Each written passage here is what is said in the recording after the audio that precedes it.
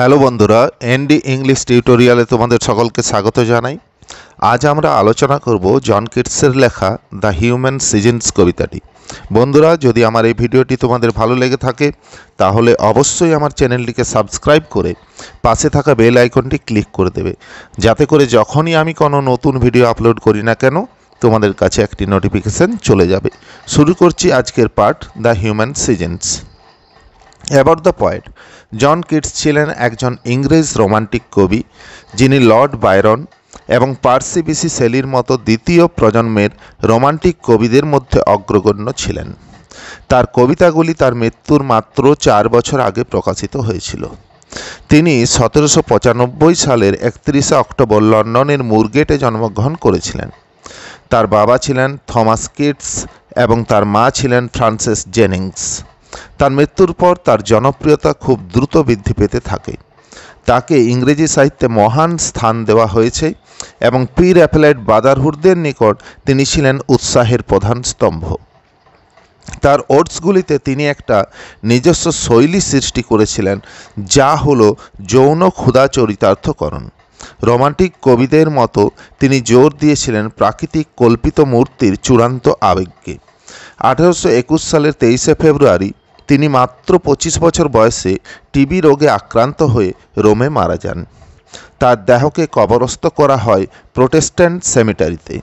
তার শেষ অনুরোধ ছিল তার কবরের গায়ে কোনো নাম বা তারিখ যেন লেখা না হয়। শুধু লেখা হয়, এখানে যে শায়িত আছেন তার নাম জল দিয়ে লেখা আছে। About the poem.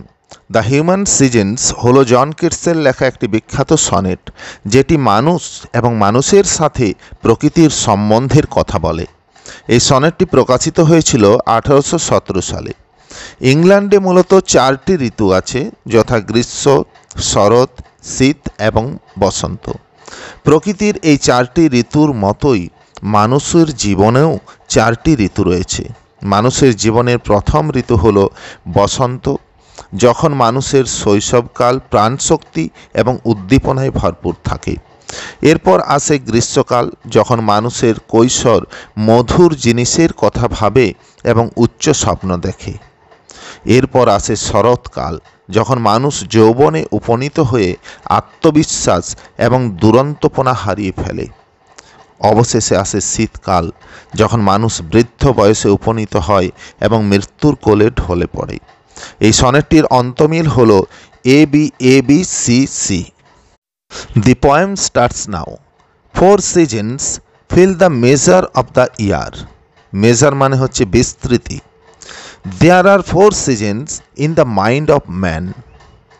এই কবিতাটি উপস্থাপন করছে প্রকৃতির 4টি ঋতুর মতোই মানুষের জীবনের 4টি পর্যায়কে। সারা বছরের সময়কালকে ভরিয়ে রাখে 4টি ঋতু। অনুরূপভাবে একজন মানুষের জীবনেও 4টি ঋতু আছে। He has his lusty spring. Lusty মানে হচ্ছে প্রাণবন্ত। When fancy clear takes in all beauty with an easy span. Fancy মানে কল্পনা শক্তি, আর স্প্যান মানে সময়কাল। প্রথমে আসে বসন্ত ঋতু। এই বসন্ত ঋতুকে তুলনা করা হচ্ছে শৈশবের সাথে। এই সময়ে মানুষের জীবন পরিপূর্ণ থাকে উৎসাহ, উদ্দীপনা, প্রাণোচ্ছলতা এবং স্বপ্নে।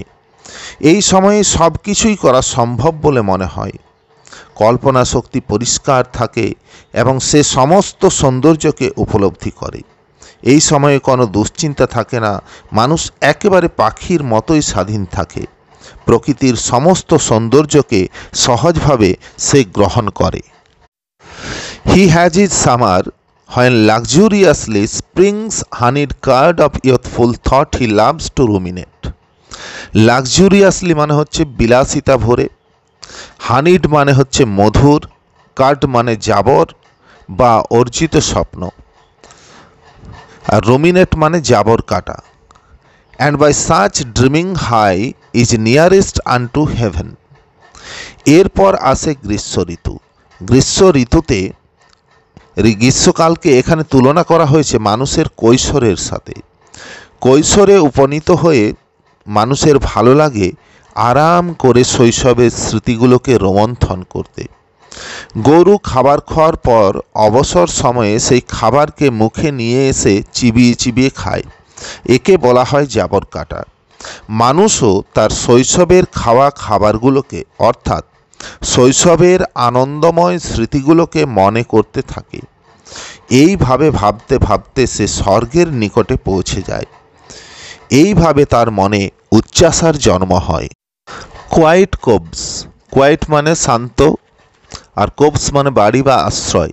His soul has in its autumn, when his wings he furleth close, contented so to look on mist in idleness, to let fair things pass by unheeded as a threshold brook.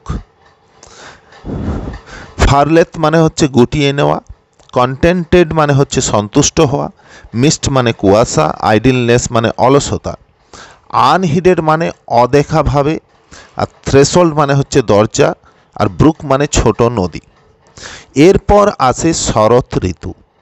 শরৎ ঋতুকে কবি মানুষের যৌবনের সাথে তুলনা করেছেন।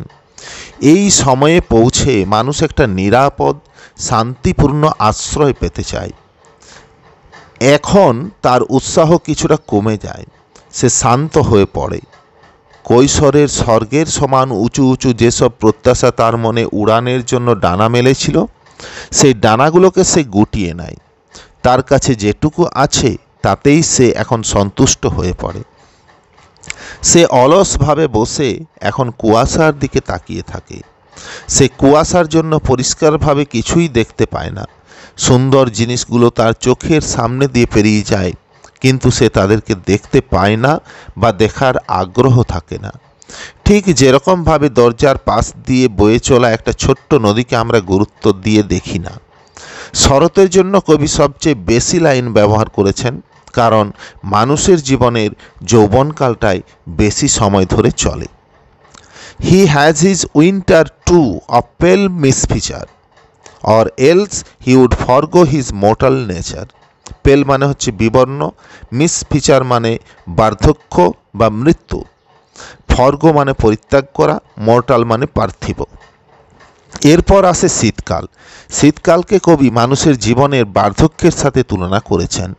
এই সময় তার জীবনে রোগ, জ্বালা, ব্যাধি সহ বার্ধক্যজনিত নানান সমস্যা দেখা দেয়। এরপর তাকে তার পার্থিব দেহ ত্যাগ করে মৃত্যুর গহীন অরণ্যে নিমজ্জিত হতে হয়। The end. Thank you.